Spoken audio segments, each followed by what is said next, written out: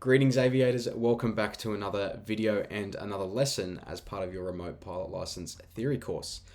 I hope you're enjoying the course so far, and remember, if you do need any help or have any questions, you can reach out to our support team at any time. We're going to get into aerodynamics today, and in this first video I want to talk about the four forces acting on an aircraft during flight. I'm going to swap over to the whiteboard view now, and what you can see so far on this whiteboard is a side-on view of an aeroplane. I'm sure you've noticed this black and white circular symbol in the middle here. This point is called our center of gravity, or C of G for short. Now, our first force is weight, and weight acts through the center of gravity. I've just put weight on the screen there. Weight acts through the center of gravity down towards the center of the Earth. It's essentially the force of gravity pulling our aircraft back down to Earth. Now, just behind the center of gravity is another point known as the center of pressure. I've just put that on the screen there with that blue circle, and I've labeled that COP.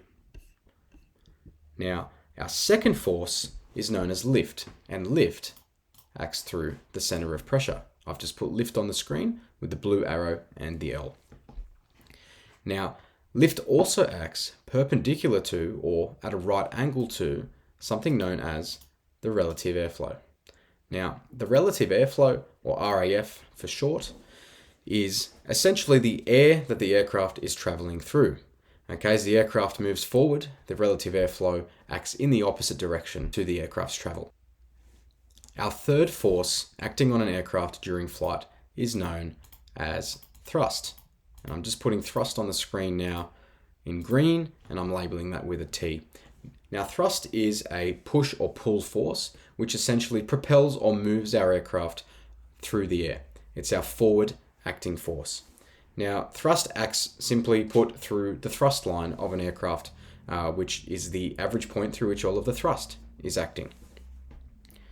Opposing thrust is our fourth and final force, known as drag. I'm just going to put drag on the screen in red there and label that with a D. Okay, drag is essentially, you can think of something grabbing onto our aircraft and pulling it backwards. Okay, drag opposes an aircraft's motion. That's the four forces, guys. The written information in your course materials will have a lot more information on these four forces, in particular lift and drag. I'll see you in the next video.